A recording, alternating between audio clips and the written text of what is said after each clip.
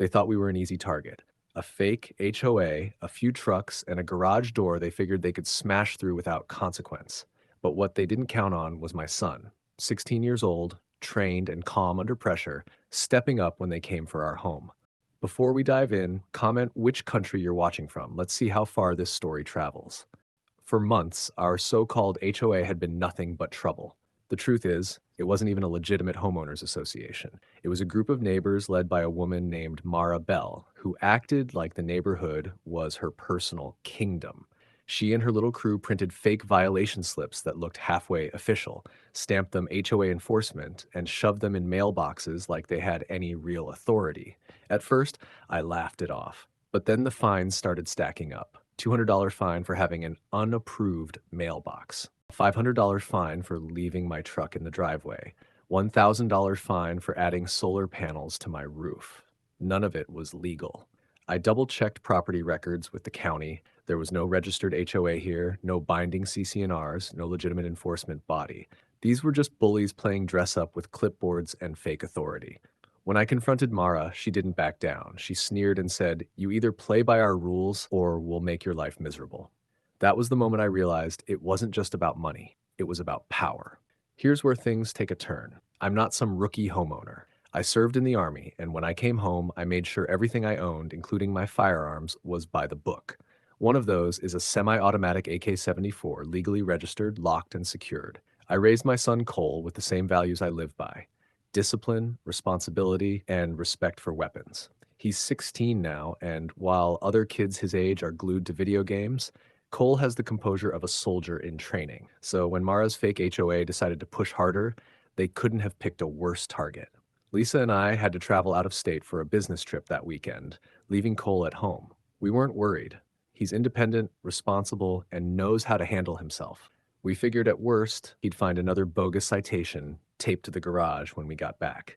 But Mara wanted more than fines. She wanted to break us. That Saturday, 2 trucks rolled up in front of our house, engines revving, headlights cutting across the driveway.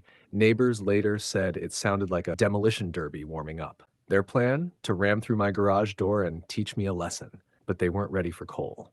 The first truck didn't hesitate. It barreled forward, smashing into the garage with a deafening crash that rattled windows across the block. Metal screamed as the door crumpled inward, drywall dust pouring down like smoke. The sound alone was enough to freeze most kids in their tracks.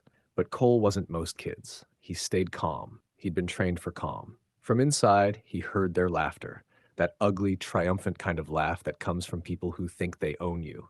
Derek, Mara's right-hand man, stepped out in a black vest with HOA stenciled across the chest in cheap white paint. He had a crowbar in one hand, clipboard in the other, like this was all just another inspection. His buddy, shorter and meaner, hopped out of the second truck and circled toward the side of the house. "Final notice," Derek barked, loud enough for half the street to hear. "Garage in violation. Property condemned." Neighbors peeked through blinds. Some even stepped out onto porches, phones raised but hands shaking. Everyone knew this wasn't real. Everyone also knew Mara and her crew had been getting bolder. Upstairs, Cole moved with purpose. He pulled the duffel from the closet, the one I had told him only to unzip if the fight ever came to our door. He strapped on the level 3 plate carrier, adjusted the shoulder straps, slid on gloves, and loaded the AK-74. He checked the chamber, clear, then slid the magazine home with a clean, practiced motion. He wasn't chasing violence. He was holding the line. Outside, Derek's partner swung his crowbar at the side door, splitting wood with every hit. "Get out here, kid," he yelled. "Tell your daddy his little shed cost him everything." Then he dragged the metal edge down the siding, carving deep, jagged scars in the wall.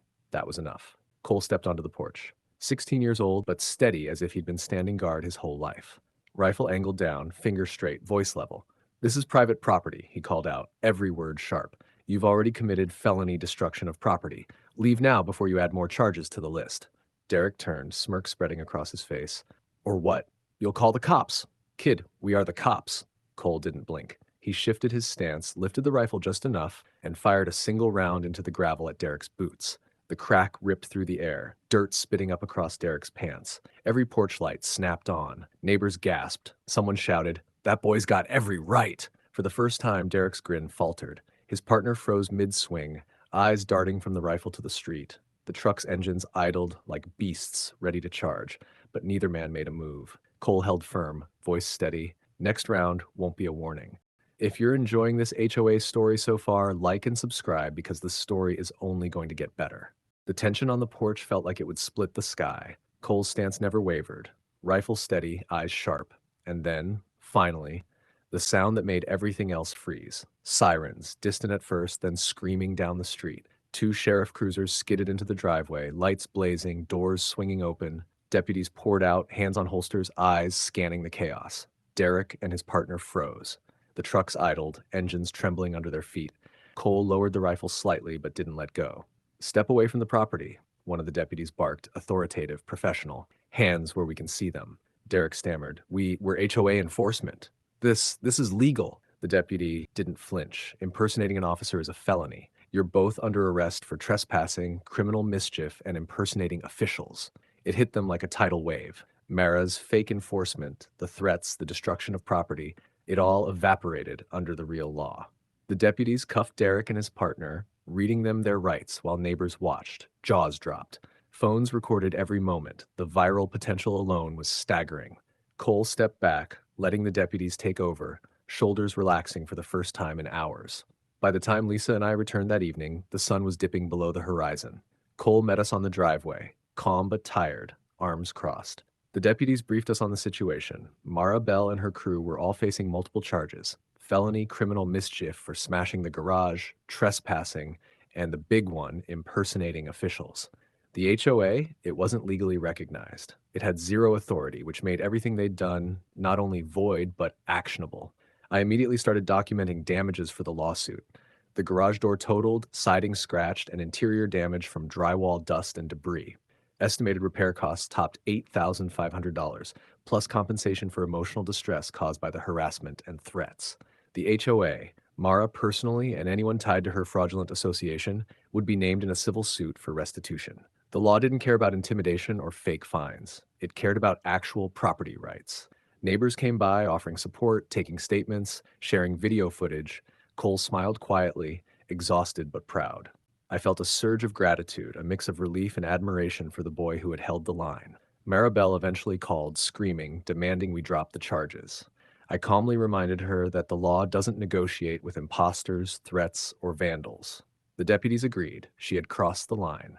By the end of the week, the HOA was effectively dissolved, not by a vote, but by legal reality. The county confirmed that no binding homeowners association existed here. Mara faced criminal charges, and the lawsuit would ensure restitution for all damages, fines, and harassment. Standing in front of our repaired garage, I clapped Cole on the shoulder. "You did good," I said, voice thick with emotion. "Better than I could have hoped." He shrugged, looking out over the street. "Just did what had to be done, Dad." And that was the end of their reign. Finally. The law had caught up with them, the HOA was toast, and we could finally breathe again.